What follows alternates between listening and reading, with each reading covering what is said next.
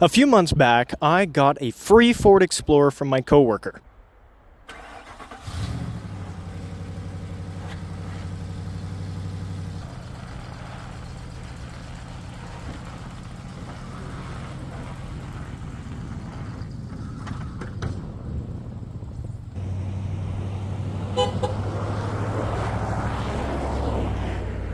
Now, I planned to put all kinds of videos on YouTube about it, but the problem was that video was so viewer interactive, and I was asking for all these suggestions and ideas on what I could possibly do with it, that I never ended up posting it. So instead, I decided to make a video on what I'm driving right now, and will also be gone by the time this video airs. In 1996, Ford discontinued the Ford Bronco, which left a very big hole in Ford's lineup. And the Ford Bronco was aimed at being a rugged, utilitarian, useful 4x4 big, brawny SUV that could also carry people in it, and you could also take the rear of the roof off, really, and enjoy the sun. It was basically aimed at Jeep people nowadays. I think there should be a word for that. I don't know. Jeeple. That's a good word. So this is my 2001 Ford Bronco, or Expedition, and it is definitely quite a bit different from a Bronco. The most off-road, all-terrain traversing that this Overlander is going to do is likely going to be a suburban back alley like the one behind my house. Now, of course, it does have the crash protection to go into some recycling bins and whatever else you might encounter on your excursion or expedition, which are both Ford SUVs, in your back alley. But really, this thing is pretty advanced for being a 2001, debuting in 97. Now, I'm actually selling this Expedition. I'm asking $2,650 as of right now. I lowered that from $2,750. And the truth is, I'm probably going to tag this video in the ad that I post on the internet for this thing, because, hey, this video is going to be the most flattering video that I could possibly ever offer for an 01 Expedition. Now, this isn't just any Expedition. This is the shoe edition. I mean, the Eddie Bauer edition, the apparel, you know what I mean, right? The Triton V8 edition. No, it is the Expedition edition, Eddie Bauer edition Expedition, and it is very, very luxurious, let me tell you. I thought I was going to be driving a truck around. No, this thing rides like the biggest land yacht SUV car thing in the world. It really does kind of smell and feel like you're driving around a brand new shoe. It doesn't smell bad, it just smells like a new shoe. And it kind of looks like one too. But at the end of the day, it is a lot more comfortable than an F-150 of similar vintage. I actually had one. I had a 2002, and it was comfy, but it wasn't nearly as comfortable as this thing. Now, the truth is, as desirable as the Ford Bronco has become, they're pretty darn archaic, especially in today's world. This Expedition, at the time, was revolutionary. There's all kinds of features on this thing. I'll show you a few of them. It has this keyless entry pad, which works to lock, unlock, program your own code, do anything that you really want to do with the vehicle. And the fact that the factory code for this is so memorable also helps, because you'll never forget it, even if you forget your own code.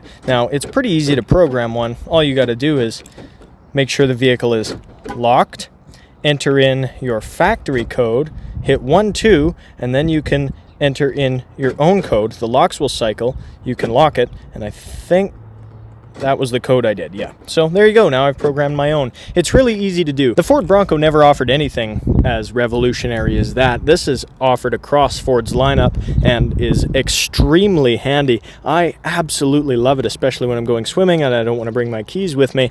I could just lock them in the car. Now, climbing inside of the Expedition, it's quite evident already that this thing is miles, actually light years ahead of the Bronco for the time, that's for sure. It has automatic headlights.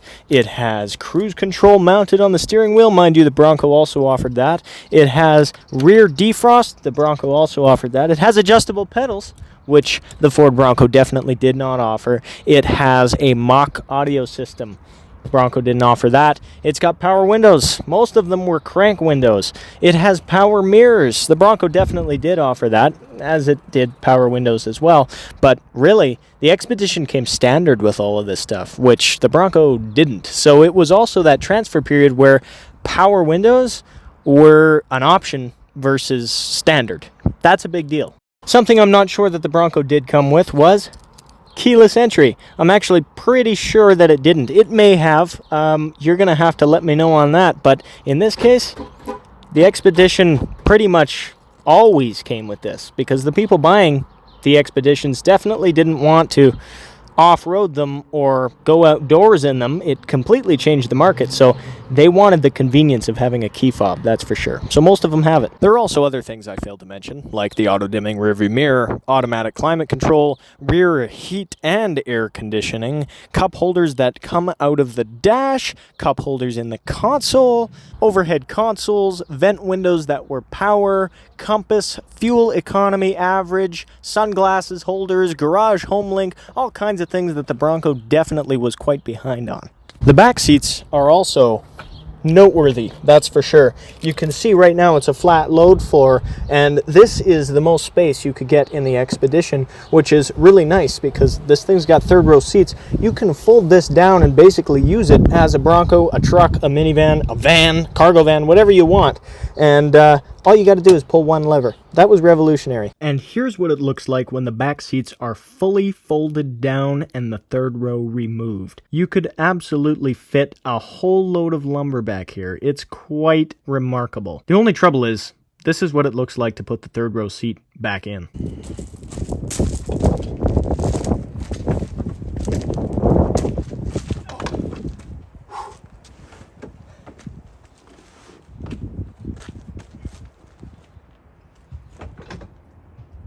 Nice and easy now.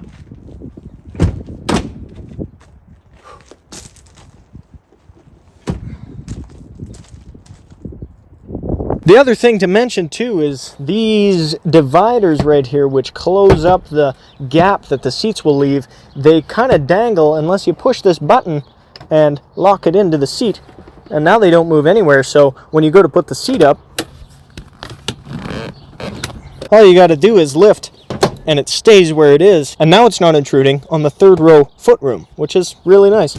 All you got to do is pull this lever, push it down, push this green button, and now you've got a flat load floor.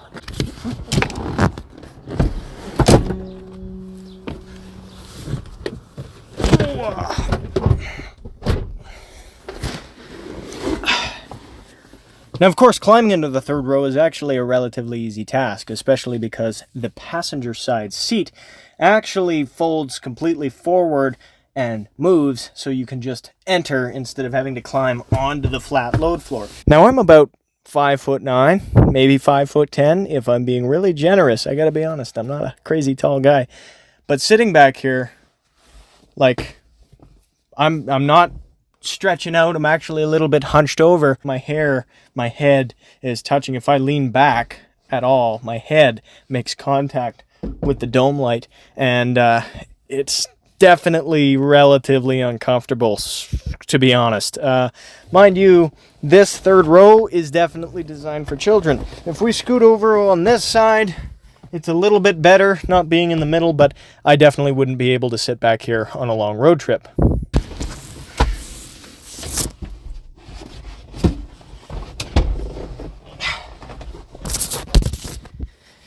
Now, to add insult to injury, when we bring the seat all the way back, you can still see my knees right here and here, which is definitely not a ton of room. But really, if you're going to an event, if you're going to the fair, the carnival, the whatever, here in Calgary it's the Stampede, and you need to bring quite a few people with you and you only want to pay for one parking space, this is perfect, because it sits 3 back here, 3 right there, and 2 up front, which adds up to, I don't know, 8 seats.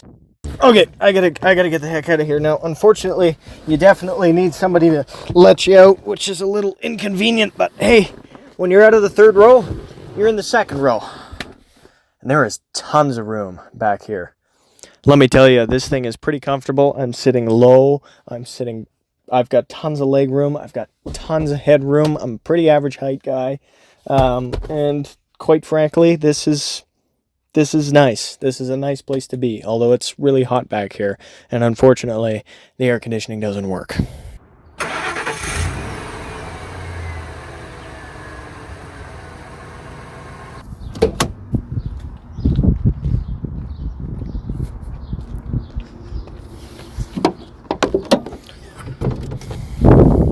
Powertrain.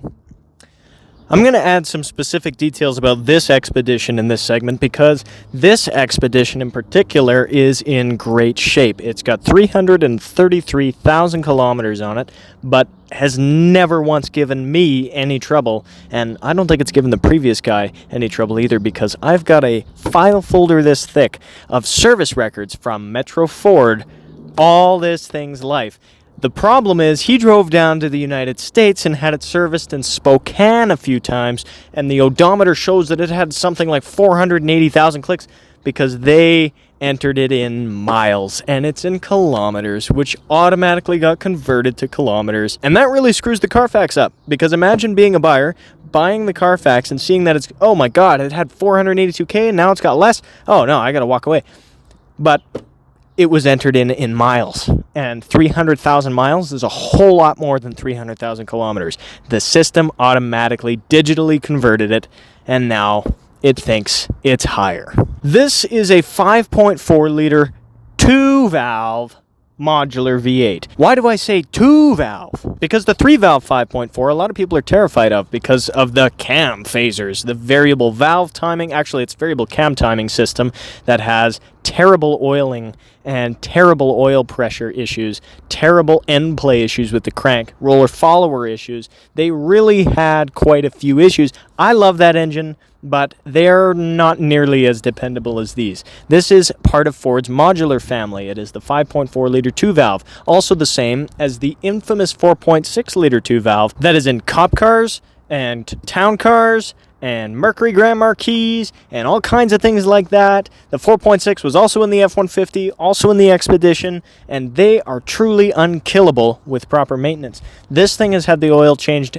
at the most every 5,000 kilometers. It is absolutely spotless inside this motor. The transmission is Ford's E4OD transmission, which was introduced in, I think, 1990 or 1991, and it is also pretty darn bulletproof. Being mated to this 5.4, I mean, this is kind of an unkillable duo. Yes, this thing's got a little exhaust leak, but in terms of engine mechanical, it's perfect. The transmission shifts like it's brand new. There's no torque converter slip. There is literally not one thing powertrain related on this vehicle that I would have any question about. I'm not even trying to be salesy.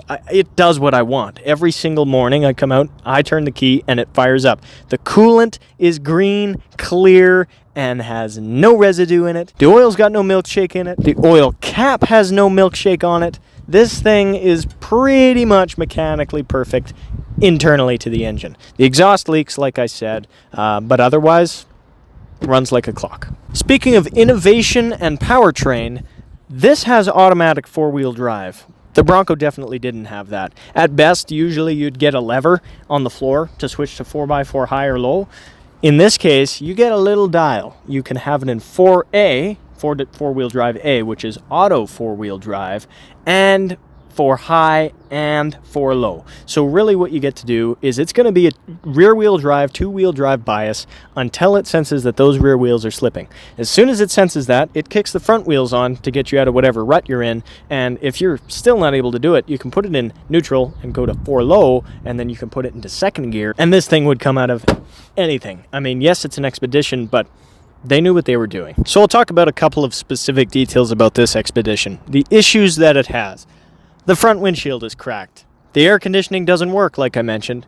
And this front left ABS sensor, or wheel speed sensor, the magnetism is lost. It's just old. It's worn out. So every time you come to a stop, the ABS likes to actuate. That's fine. The ABS works. If you're actually slipping or sliding, the ABS will work just fine. The problem is this sensor registers as 0 below, I think it's 13 or 15 kilometers an hour, 7 miles an hour, give or take. This thing registers as 0, anything lower than that. So the ABS likes to, the pump turns on, and if you're hitting the brake, it'll become rumbly like ABS is, and it thinks it's slipping. It's not, and it only happens, and it happens all the time. Doesn't matter if it's wet or dry. It happens always. That sensor's about $35. You could do the whole wheel hub for $85. It's really cheap. Parts are readily available. And it absolutely doesn't hinder the way it drives, stops, or changes gears, or goes into 4x4. Nothing is altered by that. The ABS works perfectly. That's the only issue with this thing.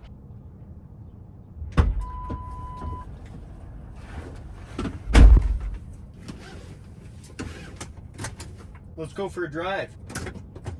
I'm going to be relatively quiet throughout this drive just so you can hear what's going on, but there's going to be a little bit of commentary. This thing does drive pretty darn well, and you'll find that out here shortly.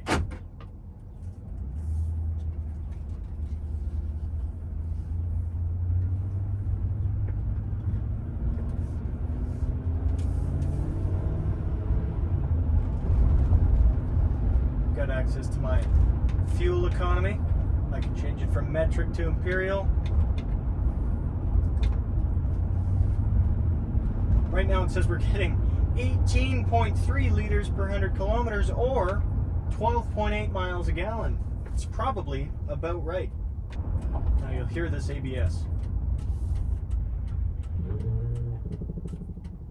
You hear that? That's the ABS doing what it does. It's a very comfortable vehicle, I have to say. It kind of cruises over the bumps, no suspension noise, no wheel bearing noise. 4x4 works, that's the only time you'll hear the tires gripping the pavement. I've only used 4x4 low a couple of times, but it definitely works, let me tell you.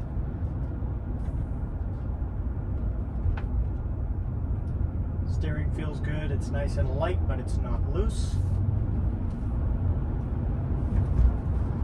The funny thing is, this is actually a very similar format to how I filmed the Explorer video. The only difference is the Explorer video was definitely a lot more of a mockery, versus this one being much more of an informational, you know, revolutionary technology of the time kind of video.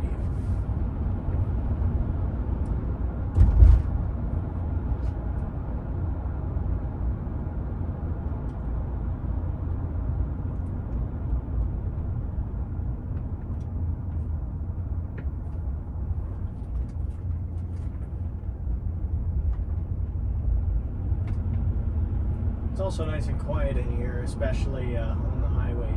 You'd be surprised. Give it a little bit of beans here too.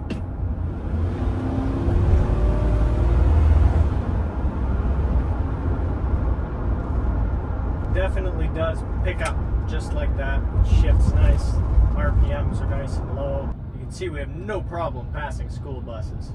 It's quiet, it's supple, it's serene, it's big, it's powerful, it's smooth, it's sound. You know, it's strong, it's sound.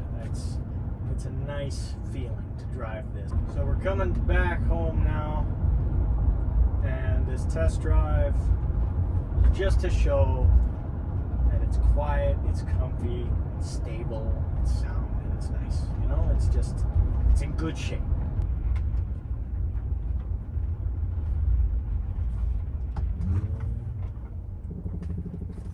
Now I'll also show you reverse.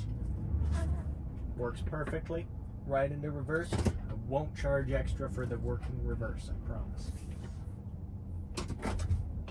And that concludes the test drive. I've started a job at Ford. I've got my apprenticeship underway. I've got my blue book. I'm registering hours. I am a busy guy. I need a dependable vehicle that isn't this big that I can just drive from here to work. Now, what I'm thinking is maybe a 1970s or 80s Cadillac, or maybe even a 2000s.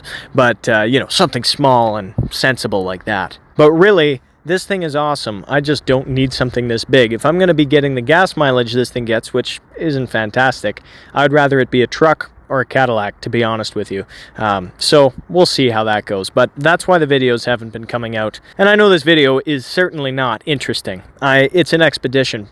I can make it interesting if I really wanted to, but at the end of the day, it's just about the fact that this was revolutionary at the time, and that I'm also going to tag this video in the ad that I'm selling it. Either way, I got a new phone. I wanted to try out the camera. I have this expedition. I figured, why not? So if you guys are interested in purchasing it, if you're in the Calgary area, Southern Alberta area, give me a call. The number will be in the ad. this thing's got a ton of life left in it. So thanks for watching. If you're interested in the Expedition, let me know. I'm happy to sell it to you. I'm negotiable on the price within reason, but there should be more videos coming your way soon. So I appreciate you watching. Thanks a lot. See you in the next one. Although it's really hot back here, and unfortunately the air conditioning doesn't work. Oh yes, the child lock. The child lock is on. I gotta go this way anyway.